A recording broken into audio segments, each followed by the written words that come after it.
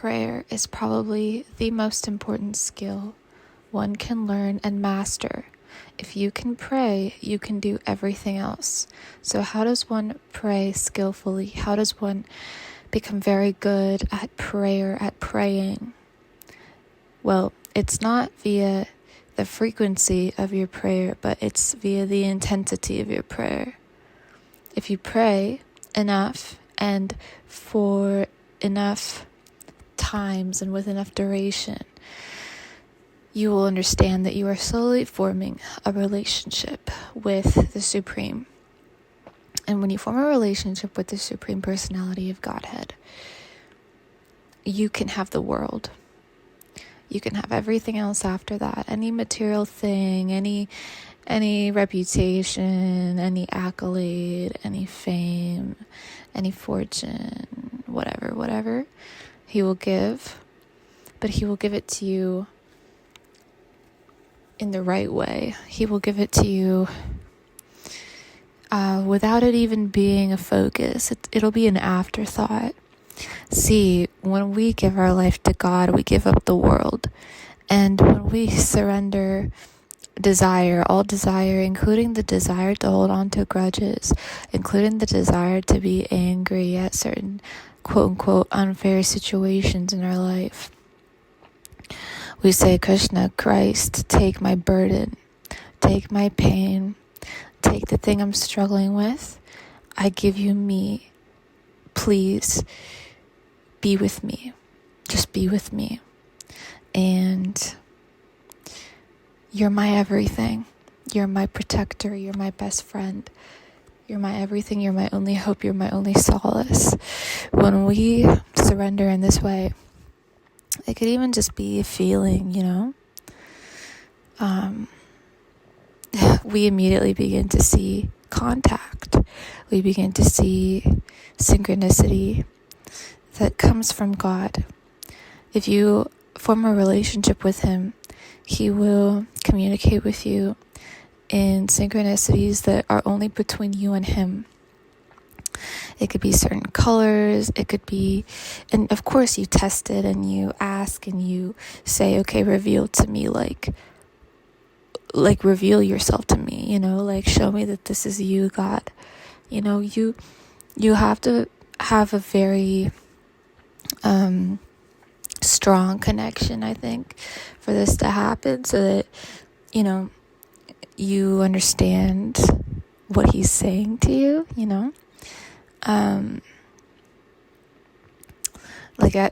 I'll give you my example because it just happened. So certain colors represent Him to me, namely blue and yellow. And so I was having a moment of pain and despair, and I surrendered to Him, and He, let's just say God is always listening. Always. He's the one person we can count on. So count on God. This is not religious. This is not spiritual. Drop the labels. This is pure science. This is pure creation. Pure truth. Tap in. Tap in for yourself. And understand your relationship with God. It will benefit you greatly. Also,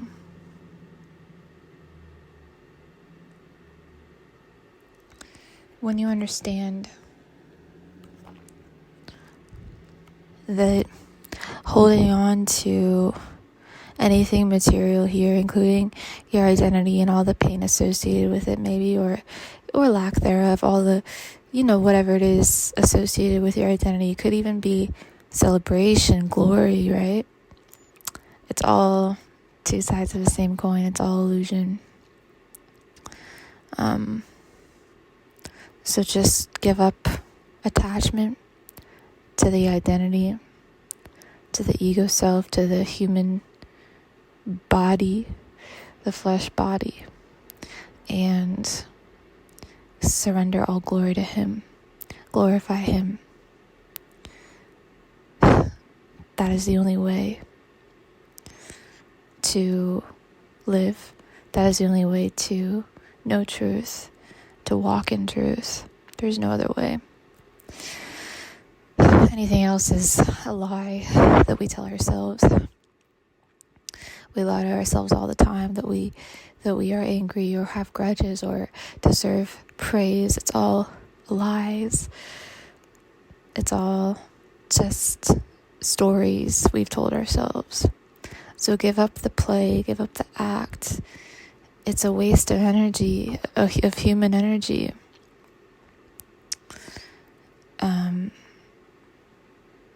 I don't know if anybody has heard that, but my stomach just growled because I've been fasting all day. Now, I'm not disturbed by it, but my stomach is. But because I am above the senses, or at least we really try to be, we can separate ourselves from our pangs of hunger or fear or pain, and we can attach to Source, Krishna, Christ, purity.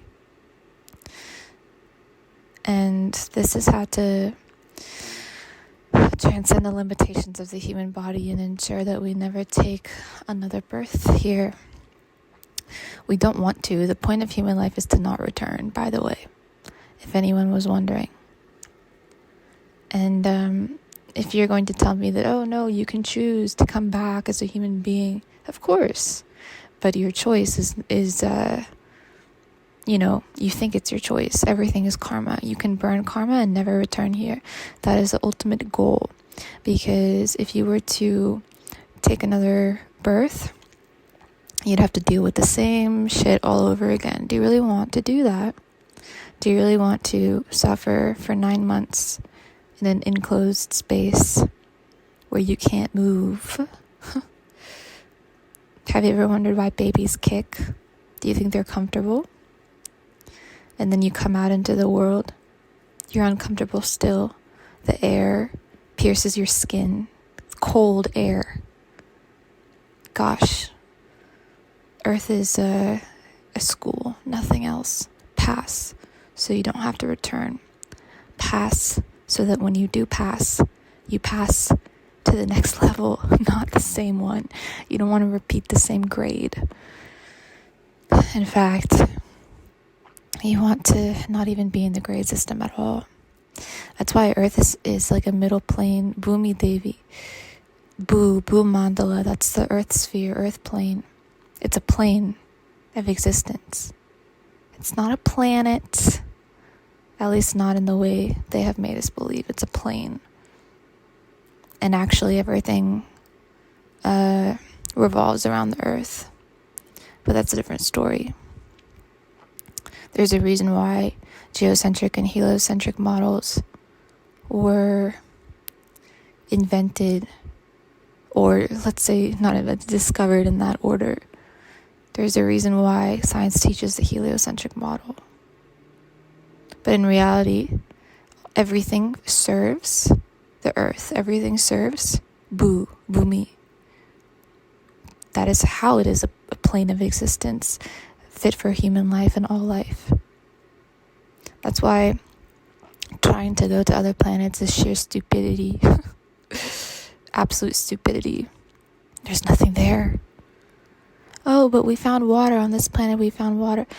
You do understand that we live in a multiverse. There are other Earths. But if you try to go to a planet within our solar system, and you are going there in a human body, in a flesh suit, you're just going to meet the material effects of that planet. Mars with its rock and dust, it's nothing. There's nothing. Same thing with the moon. Nothing, absolutely nothing is there. So if you really want to travel, you go within the consciousness. There are inhabitants on all planes, but you cannot actually interact with them. You cannot actually even travel to any of these planes without accessing a certain level of consciousness. And if you want to know more about this, you can read the book Easy Journey to Other Planets. I believe it's called, by Srila Prabhupada. Right? Yeah, Easy Journey to Other Planets. Phenomenal read. So there's a lot that we don't know, and it would really benefit us to find out, including the wave frequency and vibration is reality, and God is constantly communicating with us if only we tap in. So it's tapping into infinite love. It really would benefit each individual to learn about Krishna and his personality, which is so described in the Gita. Because then you can understand the Lord of the universe. You can understand how the universe works, and you'll see that synchronicity is the language of God.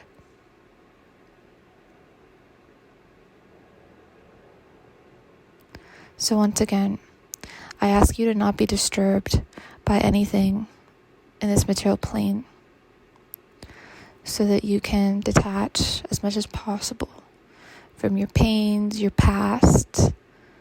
It's all... Does it even exist anymore? It's all a lie. Did you know that one day I got hurt and it left like a scar kind of thing, and I kept remembering it. I kept remembering how I got hurt, how the scar got there, blah blah blah, looking at it all the time. So I was interacting with that timeline, but we choose our timelines with our imagination. That's why imagination is the key to travel. It's even the key to gaining new information. It's the key to mental expansion. It's the key to consciousness upgrade. You gotta imagine. That's how reality flows through us, through our imagination. They will discredit the imagination as much as possible and try to squash it out of the human race and out of human minds for this purpose exactly. Imagination can bend time, and it can situate you on specific timelines according to your wish. So what I was doing is I was wishing incessantly again and again, by glancing at the scar, by remembering how it happened, That is magic. Everything is magic, and that is magic against ourselves, right? I mean, it's neutral. But in this case, let's say you don't want a scar, then it's magic against yourself. So what do? Well, you choose a different reality. You alter past within your reality. Let's say you lose something. Boom, done, right? Perfect. You never had it to begin with. Instill that within your memory. Learn how to forget, learn how to let go, learn how to release. Of course, work through any pain you may have, any a story of loss you may have. Work through that first, right? So we're not bypassing anything. Work through that. Feel the pain, everything. Recount everything, every scar, everything. Then when you have done all of that, and when you understand that there's no more shadow work left to be done, perfect, release it. When I released the story of the scar, it went away. It took 2 days. 2 days, it's gone. Can you believe it? Such is the power of the mind. It's crazy. And even now, talking about it, if I go looking for it, what do you think will happen? It'll come back, right? Because the body, the cells of the body, listen to the consciousness, listen to the workings of the mind and thoughts as well. But when we think of thoughts, we don't realize that thoughts form our consciousness. And And vice versa as well. Yes, the state of our consciousness also affects our thoughts and our thinking. That's why when we meditate, chant Hare Krishna, the consciousness becomes cleared, purified, cleansed, and we start to think more neutral thoughts. Or we don't think as many thoughts as well, even. We're more focused on productivity, channeling, prayer, connectivity with God, right? So no time for aimless thinking. An idle mind is the devil's workshop. And that's just the devil as well is another figment. It's another idea. It's an idea of lower consciousness. Is it real? Is it not real? That's up to you to decide, to make a part of your story or not. You decide, right? But when we sell ourselves, when we sell our soul to negative thinking, which we do all the time if we're not careful, right? Then that is devil energy. Same thing when we sell our mind to corruption of any kind, any type of materialism as well that is rooted in the temporary nature, because we're here to learn, not to indulge and gratify our senses. That's how we become reborn as animals, and we don't want that, right? So all of that is, yes, devil, animalistic nature, lower nature, rooted in the lower chakras, base chakras, the roots, sacral. And so some people operate from those only, right? And then they have all kinds of addictions and health issues, and they can't rise up to the heart. They don't know how to love. They don't know how to love. They don't know how to love themselves or others. Why? Because they have not learned how to love God.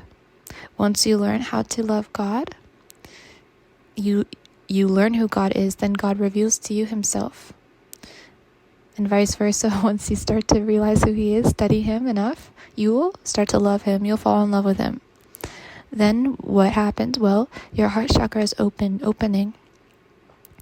So then you can love yourself, and then you can love others, and you realize that there's no difference between yourself and others. There's no difference. You hurt someone else, you're hurting yourself. Karmic law. It's law. As above, so below, as within, so without, we are one. That's it. That's why, we do anything, it comes back to us immediately, right? It is because we are one. Actually, a little fun fact about karma is that, let's say you do something and then you get punished. I don't like that word, but you get the karmic effects of it like right away. It's kind of good. It's mercy. It's blessing in a way, because you don't have to. Basically, your karma gets burnt up quickly. If that's the case, so you don't have to you're not burning old karma and then now this karma is for this action that you just performed, it's coming in 10 years later or something. No, that means that you have a lot of work to do still on yourself, on your soul. You have to learn. You're not learning in this school, in the earth school, right? You're not learning. But if you receive karmic repercussion right away, that's a blessing. It's very merciful, because then you can actually connect the dots that, I did that. I did something wrong. Now I'm, you don't do it again. You realize that I'm getting karma for that thing I did. So you can even learn even faster. And it is a result of your previous quick learning, because there's no residual karma that you have to burn before you get this hit with this new karma. Does that make sense? It's there's no queue,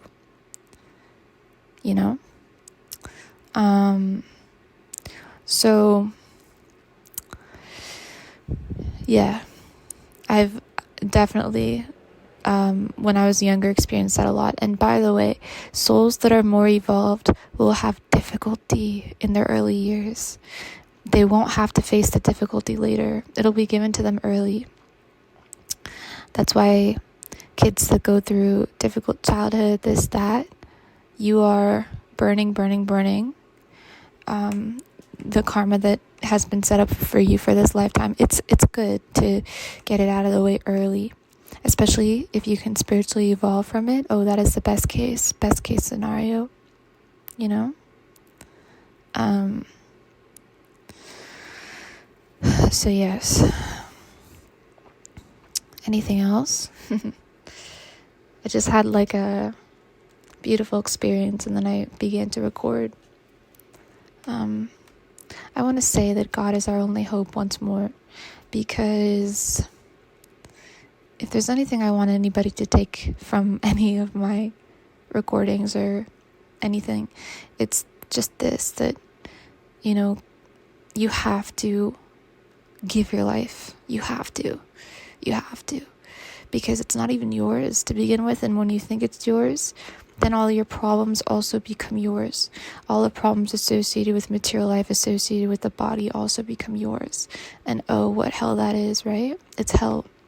So when we surrender, we also surrender our problems, and the way He takes care of them. I have seen miracles, not just in my life, but in the lives of others too, when I understand that they have really surrendered. Like, it's crazy. It's just crazy. People change, their lives change, they become very fortunate. They become, because they're under His protection. And we need His protection. There's so many distractions in this material world. Like, you hop on social media, you hop on Instagram. Oh, your mind can just go south. You can get really distracted, depressed, comparison, jealousy. Everybody's going through that now. It's just painful for me. Sometimes I experience it, not as much anymore, but I used to. Painful for me mostly now to witness other people going through it, because it's like, oh no, that's not real life. Like, it's Rahu. Social media is Rahu. It's illusion. What is truth is the spirit within the unseen. What is truth is when you close your eyes. That's truth. You shut your eyes, your physical eyes, and you see Krishna, you see Christ, you see God. That's truth. And you merge with Him. You surrender your life to Him. You ask Him for His hand, His blessing, His friendship, protection, love. Try it. These things can only be done by you with complete solitude, no headphones, like nothing, babe.